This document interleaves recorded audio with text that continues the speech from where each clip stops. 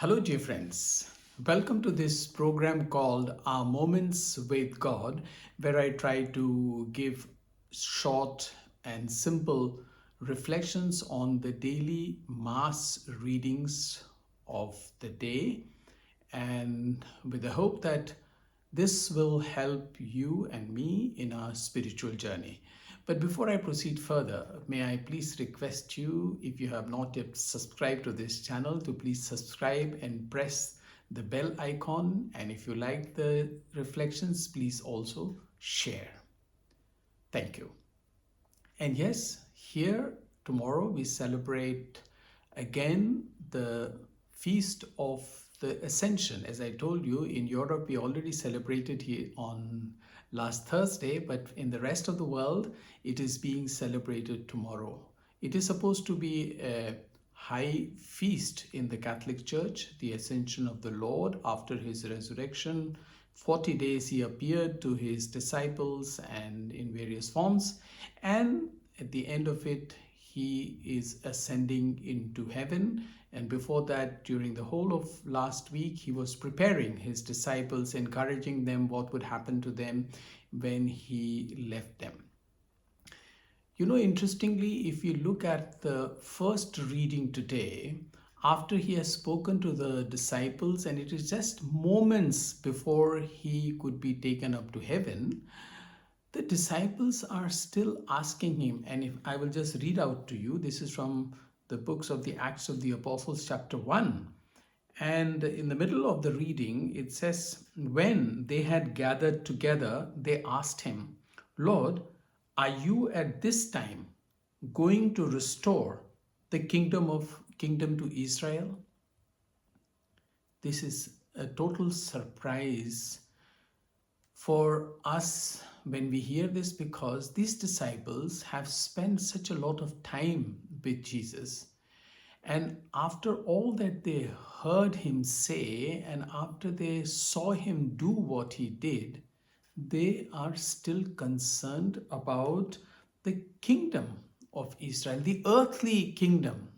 They're still thinking in terms of a Messiah who would free them from the Roman Empire and their oppression and establish a kingdom of Israel, an earthly kingdom, a kingdom where he or somebody else would be king, but where they would be free. They have completely missed the point that what Jesus came down to earth was not for an earthly kingdom, but for the kingdom of God. The kingdom of God, which has its fundamental values in justice, peace, love, and mercy towards one another.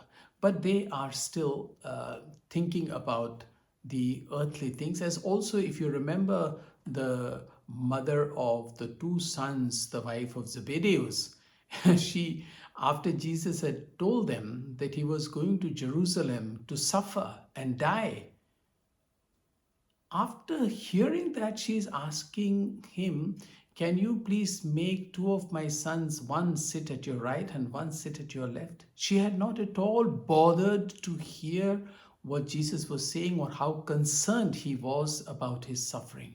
In other words, she, like us and like these disciples, who are only interested in the kingdom of Israel, where they would get power, where they would get freedom, where they would get all kinds of privileges, probably, if their own kingdom came.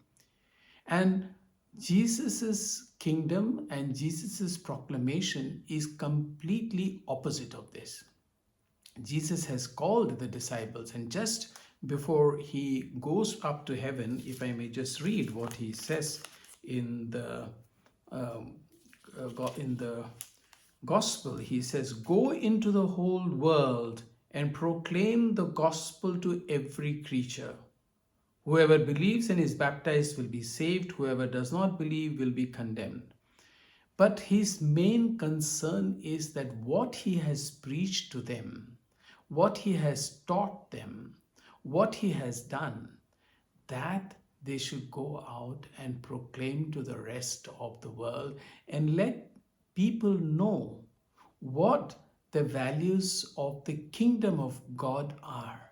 It is not the values of the earthly kingdom, as we said, where we fight with each other just to get our own rights, to get into power, to get money, to get recognition. Sometimes we are so hungry for recognition that we fight that my name is not mentioned there, and why has so and so ignored my presence, and many such things. So this happens not only with politicians, but it happens with all of us when we look at our own lives, what Jesus is interested. And this is what we should remember on this feast of the Ascension, that before he is going up to heaven, his last mandate to the disciples is go out to the whole world and preach the good news. I used to often compare it with an old man, the head of the family, in his old age, about to die, about to leave this world. He calls his children who stand around his bed when he's almost breathing his last. And he instructs his children what his plan or what his desire is or what his will is for his children to carry on after his death.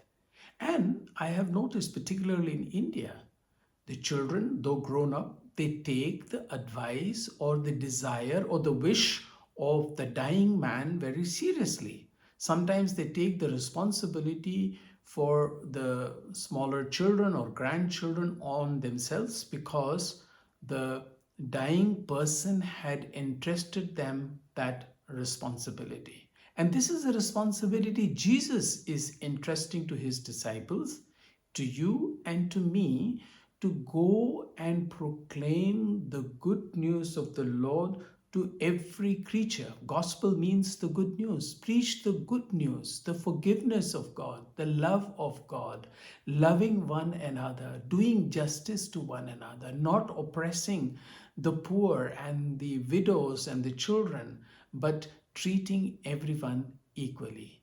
I think this is a mandate that is worth looking at and sure worth working for.